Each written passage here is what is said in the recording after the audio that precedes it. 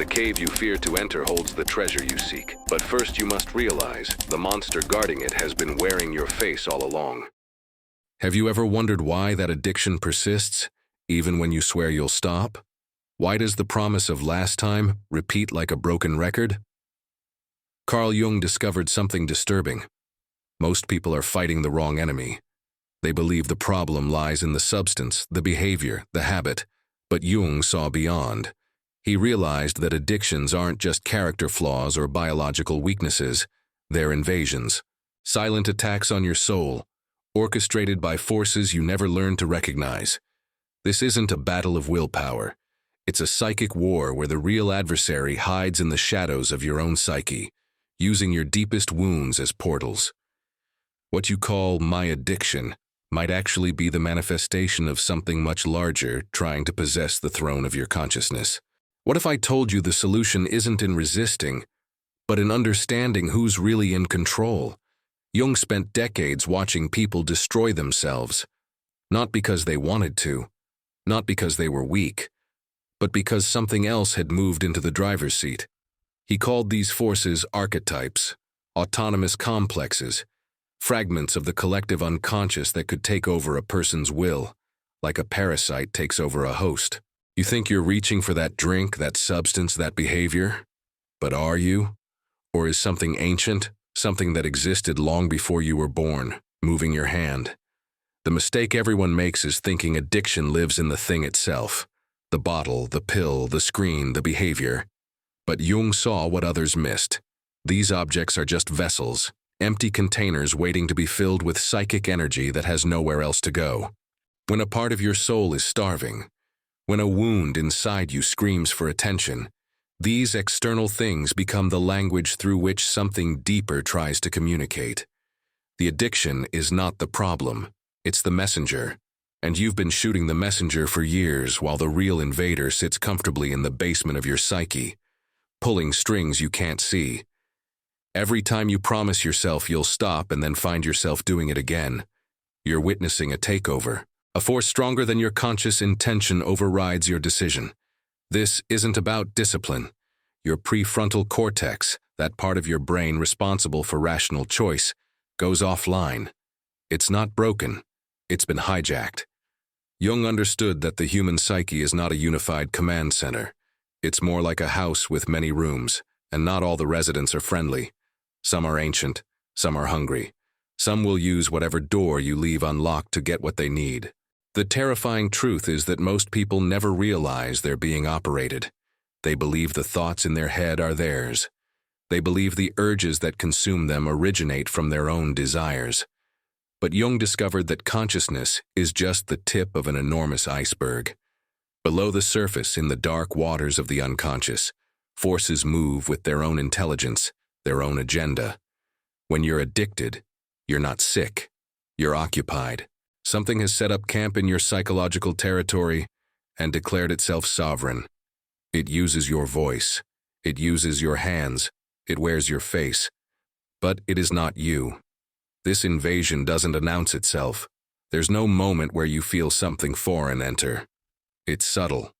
It starts with a feeling you can't name, a hollow space that won't fill, a restlessness that won't quiet. And then one day you discover that a behavior, a substance, a pattern, makes that feeling go away, just for a moment, just enough to breathe.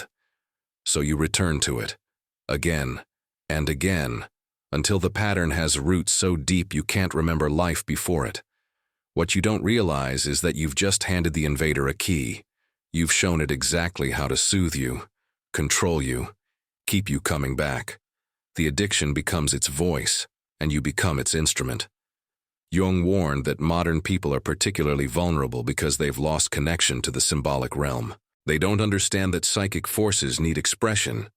In ancient cultures, people had rituals, myths, ceremonies that gave these energies a safe container. Now, those containers are gone, so the energy finds other outlets, destructive ones. Your addiction might be the gods trying to speak through you, but you've given them the wrong language. Instead of transformation, you get compulsion. Instead of transcendence, you get enslavement. Something happened to you. Maybe you remember it. Maybe you buried it so deep you think it never existed. But your body remembers. Your nervous system remembers. And that memory became a crack in your foundation. Jung called these moments of rupture the source of complexes, psychological wounds that never fully heal and instead create weak points in your psychic structure. Through these cracks, things can enter, not metaphorically. Actually enter and take residence in your inner world. Most people trace their addiction back to the first time they used, the first time they felt relief. But that's not where it started. It started earlier, much earlier, in the moment when you needed something and it wasn't there, when you cried and no one came, when you reached out and touched emptiness, when you learned that the world is not safe, that people cannot be trusted, that you are fundamentally alone. That learning created a void. Nature abhors a vacuum. So does the psyche. That void became a portal, and you've been trying to fill it ever since with anything that temporarily makes the ache stop. Children are born whole. Then life happens. A parent's absence, a betrayal, a violation, a loss too big for a small heart to process. The child can't integrate the pain, so they split it off. They shove it down into the basement of consciousness where it sits in the dark, growing. Jung discovered that these split-off parts don't just disappear. They develop their own psychological life. They wait. They watch. They look for opportunities to get what they were denied. Your addiction is often one of these wounded parts, now grown monstrous from neglect, demanding to be fed. You can't remember being 5 years old and learning that your emotions were too much, that your needs were inconvenient, that your authentic self was unacceptable. But your psyche remembers. It encoded that lesson deep in your neural pathways. Love equals abandonment. Vulnerability equals danger. Being yourself equals rejection. So you learn to perform, to hide, to numb. And the substance, the behavior, the pattern became the anesthetic that made performing bearable. What started as survival became prison. The coping mechanism that saved you as a child is now killing you as an adult. Here's what Jung understood that most therapists miss. That wound isn't just psychological, it's spiritual. When a child's soul is violated, when their essential nature is rejected, something sacred breaks. A connection to source, to self, to the divine spark that makes you human gets severed. You become fragmented. And in that fragmentation, you become vulnerable to possession by forces that promise to make you whole again. The addiction whispers that it will fill what was taken. It lies. But you're so desperate to feel complete that you believe it anyway. You keep believing it, even as it hollows you out further. The portal remains open because you never learned to close it. No one taught you how. No one showed you that wounds need more than time. They need witness. They need integration. They need the conscious decision to turn toward the pain instead of away from it. But turning toward pain is terrifying. So you do what humans have always done when faced with unbearable truth. You run. The addiction is just the vehicle you chose for running, fast enough to stay ahead of the memories, never fast enough to escape them, because they live in your body. They are your body. Until you face what made you break, you'll keep offering pieces of yourself to anything that promises temporary relief. You know it's killing you. You've known for a while, but you do it anyway. Not because you're stupid, not because you lack information, but because there's a part of you that doesn't want to stop. A part that gets something from the destruction. Jung called this the shadow, the repository of everything you've disowned about yourself. It contains your rage, your hunger, your forbidden desires, everything your conscious mind finds unacceptable. And it's smarter than you think. It knows that the addiction gives it permission to exist. When you're drunk, high, lost in the compulsion, you can finally be honest. The anger you're not allowed to feel spills out. The needs you learn to suppress demand attention. The parts of yourself you've been suffocating get to breathe. The addiction becomes the only time you're real, even if that realness is destructive. So a part of you protects it, defends it, finds reasons why today isn't the right day to quit.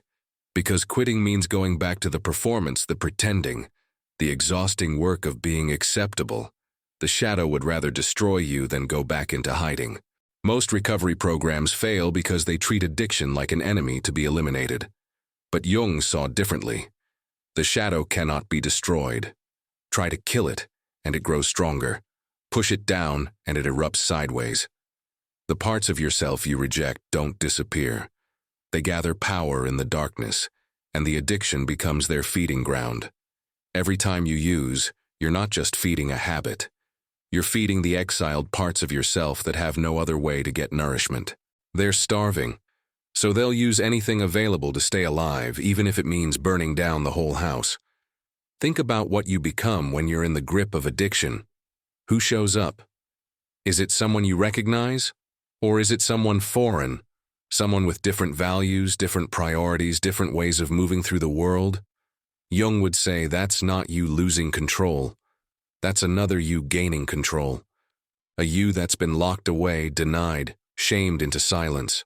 The addiction is its key to freedom. Temporary freedom. Destructive freedom, but freedom nonetheless. And that version of you will fight to keep that key because it's the only time it gets to exist. Here's the brutal paradox. The thing destroying you is also trying to save you. The shadow uses addiction to show you what you've been refusing to see. Your unmet needs, your unexpressed rage, your unlived life. It stages a rebellion because the tyranny of your persona, your acceptable self, has become unbearable. So it burns everything down, hoping you'll finally pay attention. Hoping you'll finally ask why. Why do I need to escape? What am I running from? What part of me is so unacceptable that I'd rather die than let it speak? The addiction is the shadow's desperate attempt at communication. You've just been misunderstanding the message. People stay stuck because they keep fighting themselves. They declare war on their impulses, their cravings, their shadow. But you can't win a war against yourself. Jung knew this. He knew that integration, not elimination, was the only path forward. The parts of you fueling the addiction need to be seen, understood, given a seat at the table. They need to know they won't be abandoned again, because that's what they fear most. That if the addiction goes away, they go away. Back into exile. Back into non-existence. So they'll sabotage every attempt at recovery to survive. Until you finally understand that recovery isn't about getting rid of parts of yourself. It's about learning to hold all of yourself without needing to destroy anything to do it. There comes a moment when you realize you're not alone in your own head, not in a psychotic way, in a much more disturbing way. You hear yourself make a decision, watch yourself take an action, and something in you whispers that wasn't me. Jung spent years studying this phenomenon. He called it possession, but not by demons from outside. By autonomous complexes from within, psychological entities that develop their own will, their own intelligence, their own agenda separate from your conscious self. When addiction reaches a certain depth, you're no longer dealing with a bad habit. You're dealing with an entity that has claimed territory inside you. It speaks with your voice, but the words aren't yours. It uses your reasoning, but the logic is twisted. You find yourself constructing elaborate justifications for behavior you swore you'd never repeat. Where do these justifications come from? Not from you, from the complex, the possessed part. It's convincing because it has access to your memories, your language, your knowledge of yourself. It knows exactly what to say to get what it wants. And what it wants is to continue existing, to continue feeding. Your recovery is its death, so it will lie. Manipulate, bargain, threaten anything to maintain control. The scariest part is how normal it feels. There's no dramatic shift, no obvious moment of takeover. One minute you're resolved to change, the next you're engaging in the exact behavior you condemned. What happened in between? The complex activated. It waited until your defenses were down, until you were tired or stressed or lonely, and then it moved, smooth as silk. You didn't notice the transition because it's been practicing for years. It knows your rhythms. It knows your weak spots. It knows exactly when to strike. And by the time you realize what happened, you're already deep in the behavior, wondering how you got there. Jung discovered this through his own experience. He documented conversations with parts of himself that had their own personalities, their own knowledge, their own intentions. He learned that the psyche is not unified. It's more like a community of sub-personalities, and some of them are hostile to the interests of the whole. In addiction, one of these parts seizes power. It stages a coup, and suddenly you're living under occupation, following orders from an internal dictator you can't see, but whose presence you feel every day in the choices you make that go against everything you value. Recognition is the first weapon. You have to learn to distinguish between your voice and its voice, your true desires and its manipulations. This takes brutal honesty. When that thought appears, the one that says one more time won't hurt, or you deserve this, or you can stop tomorrow, pause. Feel into it. Does it have the quality of your deepest truth? Or does it have that slippery, persuasive edge that you've learned to recognize? The complex is a master of disguise, but it leaves traces, a certain hollowness, a logic that seems sound but leads to destruction. Your real self wants growth, health, wholeness. The complex wants only to survive, and it will sacrifice your future for its present. People talk about hitting bottom as if it's a place. It's not a place. It's a moment of recognition. The moment when the mask slips and you see clearly what's been operating you. When the complex can no longer hide behind rationalization and justification, and you see it for what it is. A parasite. An imposter. A false king sitting on the throne of your consciousness. That moment is horrifying, because it means admitting you haven't been in control, that years of your life have been lived by something else wearing your face. But it's also the beginning of freedom, because you can't fight what you can't see. Recognition breaks the spell, not completely, not immediately, but enough to start the real work of reclaiming your sovereignty. Jung didn't believe in fighting the darkness. He believed in descending into it. He called this process active imagination, a deliberate journey into the unconscious to meet the forces that live there, not to destroy them, to dialogue with them, to understand what they want, what they need, what they're trying to accomplish through your suffering. This sounds insane to the modern mind, talking to your addiction like it's a person. But Jung proved it works, because these complexes are psychological entities with purpose, and purpose can be negotiated with, redirected, transformed. The confrontation begins when you stop running, when you sit with the craving instead of immediately acting on it or pushing it away. You feel it, really feel it. Where does it live in your body? What does it want to say? Jung would instruct patients to give the feeling a form, an image, a voice. Let it speak. What emerges is often shocking. The addiction might appear as a hungry child, a wounded warrior, a rage-filled god, a seductive demon. Each image tells you something about what's been driving the compulsion. The child wants care. The warrior wants purpose. The god wants worship. The demon wants surrender. Once you know what it wants, you can start providing it through healthier channels.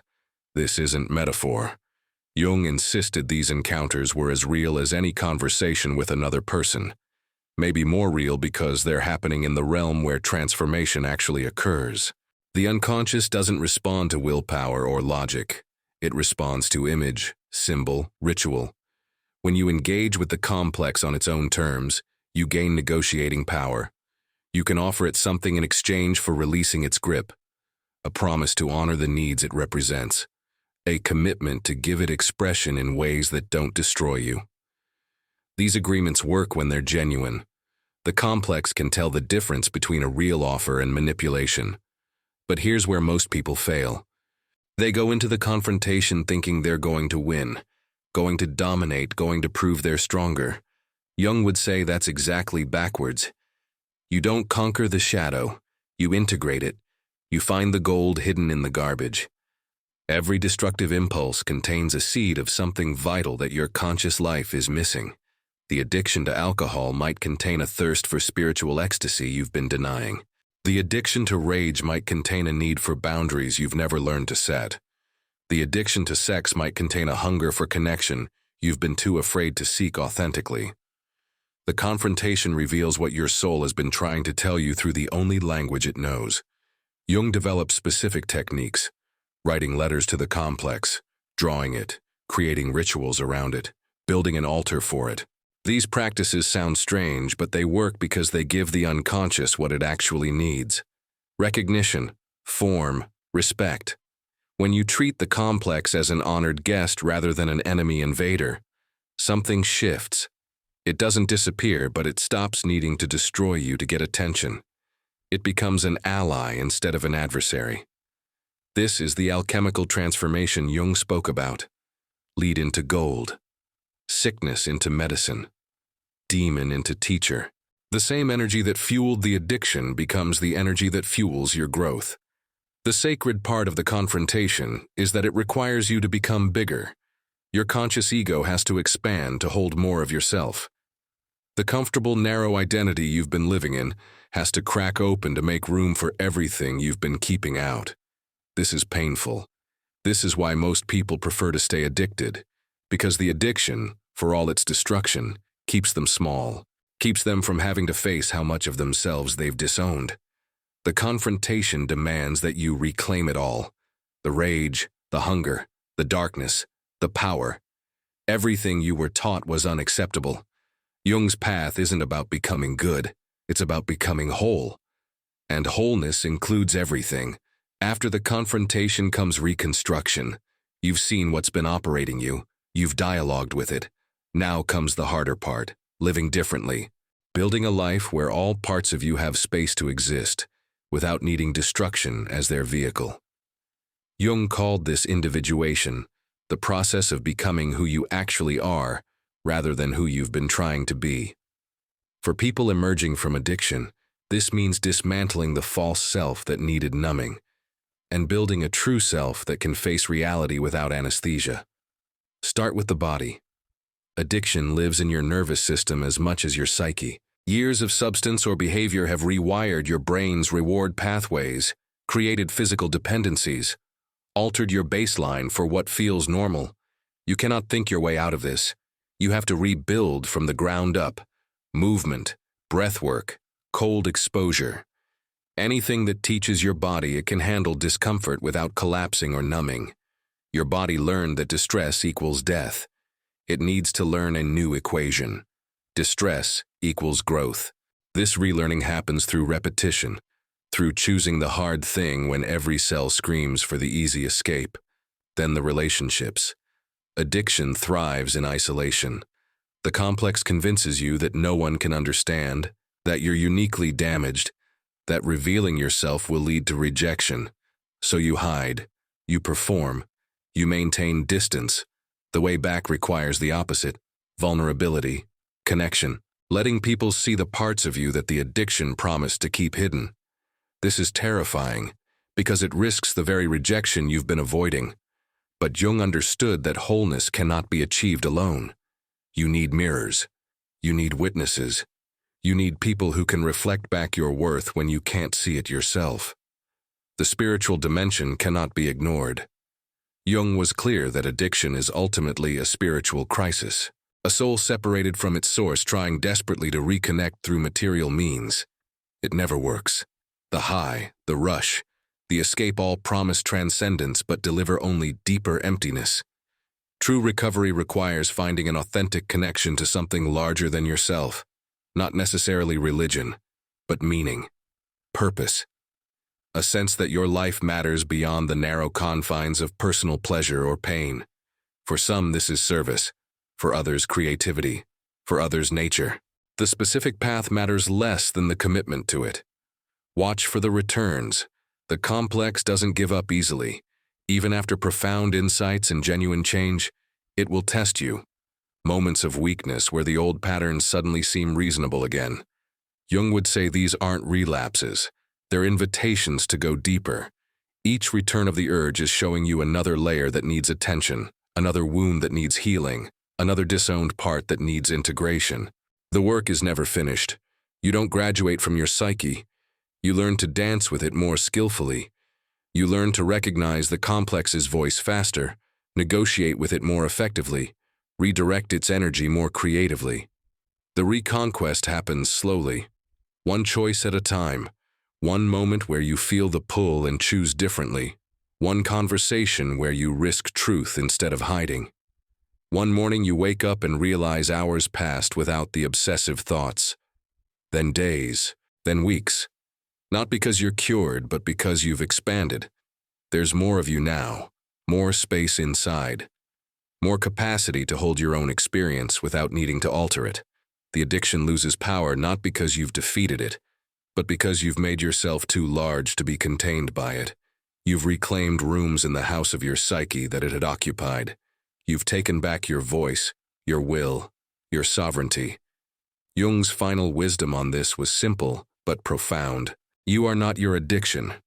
You are the awareness that can witness the addiction. That awareness is indestructible. No matter how lost you've been, how far into darkness you've descended, that core self remains untouched. The work is remembering it, reconnecting with it, letting it guide you back home. Home is not a place free of struggle. Home is a self that can hold struggle without fragmenting. A self that knows its own depths and no longer fears them. A self that has faced its demons and learned their names. That self was always there, waiting. The addiction was just the long detour you took to finally meet yourself.